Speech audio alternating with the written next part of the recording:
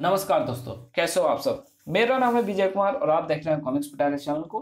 दोस्तों, अगर आप इस चैनल पर नए आए हो या अभी तक हमारे चैनल को सब्सक्राइब नहीं किया तो प्लीज चैनल को सब्सक्राइब कर दें और साथ में लगे बेल आइकन को जरूर प्रेस कर देना, ताकि मैं इस चैनल पर जब मैं नई वीडियो अपलोड करूंगा उसके नोटिफिकेशन आपको सबसे पहले मिलेगी और आप मेरे वीडियो को सबसे पहले देख पाएंगे। तो चलिए, तलवार के धनी महाबली भोकाल की शानदार कॉमिक्स को शुरू करते हैं, जिसका नाम है अमृत नहीं मिलेगा। देख सकते हैं इसका कवर पृष्ठ कुछ इस तरह का है।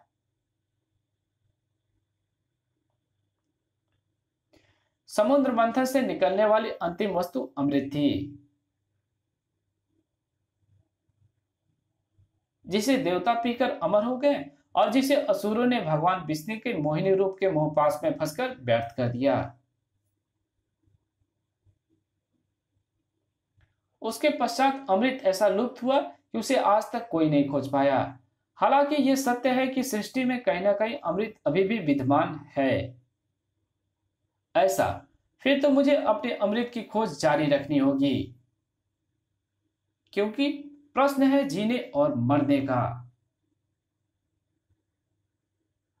कोई किसी की प्रतीक्षा में मरा जा रहा था। उफ, कहां रह गई सुंदरी, आई क्यों नहीं अभी तक। क्या उसे मालूम नहीं उससे मिलने को मैं कितना बेचैन रहता हूं। मालूम है, मुझे सब मालूम है प्रिय रजत। मैं भी तुमसे मिलने के लिए तुम्हारी ही तरह तड़पती हूँ। ओह प्रिय, अंततः तुम आ ही गई। जब से तुम मुझे मिली हो तुम्हें देखे बिना एक पल भी नहीं रह पाता हूं मैं तुम्हारी मनोस्थिति समझती हूँ प्रिय, परंतु स्वयं को उस स्थिति के लिए संभालो जब हम जुदा हो जाएंगे। भाला सा चीर गया उसके दिल को। क्या कहा, हम जुदा हो जाएंगे? ऐसा कभी नहीं होगा सुंदरी। मेरे तपोबल के रहते ब्रह्मांड की कोई भी शक्ति तुम्हें मुझसे जुदा नहीं कर सकती। क्या तुम्हें मुझ पर विश्वास नहीं है? बहुत है, मैं जानती हूँ। असुरों के देव महर्षि शुक्राचार्य के वंशज के तपोबल का कोई शक्ति सामना नहीं कर सकती। लेकिन मृत्यु का क्या करोगे? मृत्यु? ओ नहीं, नहीं, स्वीकार न करने से यह अटल सत्य को नहीं टाला जाएगा प्रिय, कि हमें मृत्यु आएगी और हमें एक दूसरे से जुदा कर जाएगी सदा के लिए। नहीं, मैं तुम्हारी जुदाई का एक क्षण भी नहीं सह सकती, इसलिए मैं आज इसका उपाय सोच कर आई हूं। तुम्हें कुछ हो उससे पहले ही मैं अपने आप को समाप्त कर देती हूँ। नहीं, ऐसा मत करो सुंदरी, हम कभी जुदा ना हो, इसके लिए मेरे पास दूसरा उपाय भी है। नहीं है कोई दूसरा उपाय। मृत्यु अटल सत्य है और वो हमें आकर ही रहेगी। ऐसा नहीं होगा प्रिय, हमें मृत्यु नहीं आएगी, हम मृत्यु पर विजय प्राप्त करेंगे। अमृत पान करके? अमृत पान करके? परंतु हमें अमृत कहां से मिलेगा? युगों पहले समुद्र मंथन से निकला अमृत तो लुप्त हो चुका है। समुद्र मंथन से पहले भी अमृत लुप्त ही था, लेकिन ब्रह्मा जी द्वारा बनाई गई विशेष विधि द्वारा उसे सामने लाया गया। मेरे पूर्वज महर्षि शुक्राचार्य ने ब्रह्मा जी की तपस्या करके उस गुप्त विधि को मानवता की भलाई के लिए जान लिया था। हालांकि कभी उसकी आवश्यकता नहीं पड़ी, लेकिन वो गुप्त विधि पीढ़ी दर पीढ़ी मुझ तक चली आई है। परंतु उसके लिए मुझे एक विशेष वस्तु की आवश्यकता पड़ेगी, और वो विशेष वस्तु अत्यंत दुर्गम स्थान पर रखी है। वहां से उसे प्राप्त करना अत्यंत कठिन है। उसके लिए प्राणों की बाजी लगानी होगी, और मैं वो बाजी लगाऊंगा, क्योंकि मुझे सदा तुम्हारे साथ रहना है। तुम्हें ऐसा करने की आवश्यकता नहीं है प्रिय, तुम मात्र अमृत प्रकट करने की तैयारी करो। उस वस्तु को लाने का कार्य मुझ पर छोड़ दो। वो वस्तु स्वयं ही तुम्हारे पास पहुंच जाएगी। उसकी आंखों में भरी वो चमक विकास नगर के राजधानी में पहुंचकर और भी ज्यादा गहरी होती गई। तुमने जैसा कहा, मैंने अपनी शैतानी शक्तियों से वैसा प्राणी बना दिया है प्रिय। अब तुम ये सोचो कि हमारा विवाह कब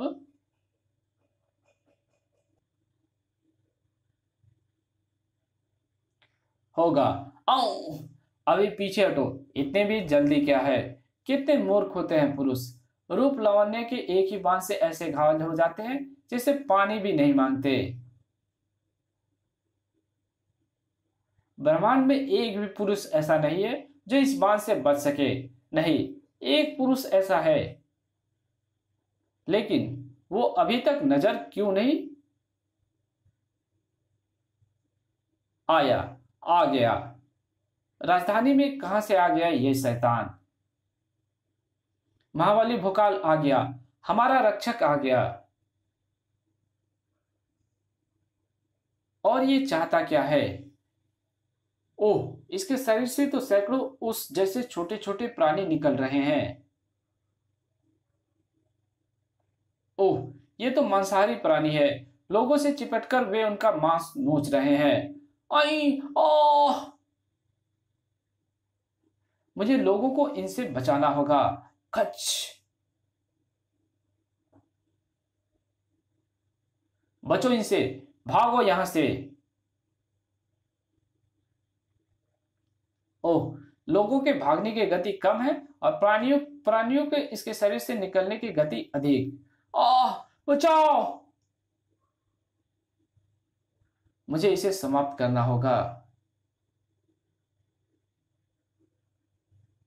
ओह, उसके प्राणी तो मोटी लकड़ी को भी खा गए और वे मेरा भी मांस नोचने को तत्पर हैं। अब तो इसे रोकने का मेरे पास एक ही रास्ता बचता है कि मैं पुकारूं जय महागुरु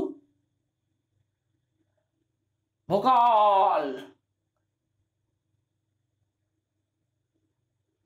अब मेरे पास आओ और अपने इष्ट देव के पास जाओ। खच खचाक। हर, अब बंद कर इन प्राणियों को उगलना, क्योंकि अब तेरा अंतिम समय आ गया है। सर, देखा प्रिय, मेरे शैतान प्राणी के समाप्त होते ही वही हुआ ना जैसा तुमने कहा था। बुड़ुम। अब शीघ्र ही यहां से चलो, कहीं ऐसा ना हो हम भी उस धुएं के चपेट में आ जाए। तो क्या भोकाल भी उस धुएं के चपेट में आएगा? नहीं, वो धुआं मात्र मनुष्यों पर प्रभाव डालेगा। और ये तुम तो जानती ही हो कि भोकाल मनुष्य नहीं बल्कि परिलोक का परा है। अरे, तुम कहाँ चल दी सुंदरी? तुम्हें तो मेरे साथ रहना था। मैं किसी के साथ तब तक ही रहती हूँ जब तक मेरा कार्य समाप्त नहीं हो जाता। मैं तुझे यहाँ इसलिए छोड़कर जा रही हूँ क्योंकि अभी तुझे मेरा एक और कार्य करना है और मुझसे बेवफाई पाकर तू वो काम जरूर करेगा। धुआं अभी भी वातावरण में फैला हुआ था और अब उस धुएं ने अपना काम करना शुरू कर दिया था। आह, आह, आह, आह, मुझे तो एकाएक तेज ज्वर चढ़ आया है। ओह, धुएं का ये कैसा प्रभाव है? आह, आह, कहें कहें, क्या है ये? इसे एक महामारी कह सकते हैं महाबली। एक ऐसी रहस्यमय महामारी जिसका हमारे पास कोई निदान नहीं है। या आप क्या कह रहे हैं राजवैद्य जी? कुछ कीजिए। राजवैद्य सही कह रहे हैं भोकाल। सत्य यही है कि जो रहस्यमय बीमारी नगरवासियों में फैली है उसका किसी के पास कोई भी निदान नहीं है। तुम कौन? मैं शैतान तांत्रिक भचारू हूं। उस शैतान प्राणी को मैंने ही बनाया था। लेकिन भोकाल, ऐसा मैंने शत्रुता में नहीं बल्कि मूर्खता के वशीभूत होकर किया। एक दुष्टा सुंदरी ने मुझे अपने प्रेम पास में फंसाकर मुझसे ये मूर्खता कराई। तांत्रिक भुचारू सब कुछ सच सच भोकाल को बताता चला गया और अंत में बोला, मैंने जो अपराध किया है मैं उसका दंड भुगतने को तैयार हूं। दंड तो तुम्हें अवश्य मिलता अगर तुमने स्वयं अपना अपराध स्वीकार नहीं किया होता तो, परंतु इस समय तुम ये सोचो कि इस बीमारी का क्या निदान है। उस दुष्टा ने बताया था कि क्षीर सागर के दक्षिण तट के अंदर समुद्र में एक अद्भुत बड़ी चट्टान डूबी हुई है। उस चट्टान को लाकर और उसे धोकर उसका जल इन पीड़ितों को पिलाया जाए तो ये ठीक हो सकते हैं। ओह, ऐसा है तो मैं उस चट्टान को लेकर आऊंगा। एक क्षण। भोकाल, उस अद्भुत चट्टान को लाना अत्यंत कठिन है। उसे लाने का प्रयत्न करने वाले के प्राण जा सकते हैं। चले जाएं प्राण, वह चट्टान अवश्य आएगी। मैं भी जानती हूं कि वो अद्भुत चट्टान अवश्य आएगी, क्योंकि उसे लेने लेने गया हुआ है महाबली भोकाल। यहां से मेरी कठिनाइयों से भरी यात्रा शुरू होती है। यह तो अच्छा है कि मैं अपने मित्र टुटक से एक ऐसी मणि साथ ले आया हूं जिसकी वजह से मैं कुछ पहर तक पानी में सांसें ले सकता हूं।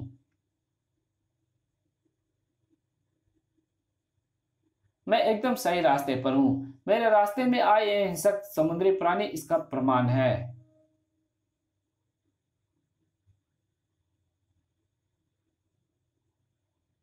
अब मैं आगे तभी बढ़ सकता हूं जब इन्हें रास्ते से हटा दूं।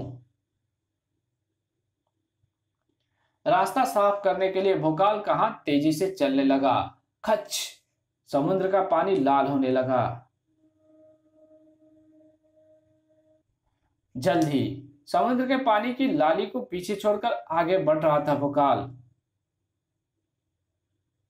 लेकिन अधिक देर तक आगे नहीं बढ़ पाया। ओह, या यूं कहो कि उसे आगे बढ़ने नहीं दिया गया।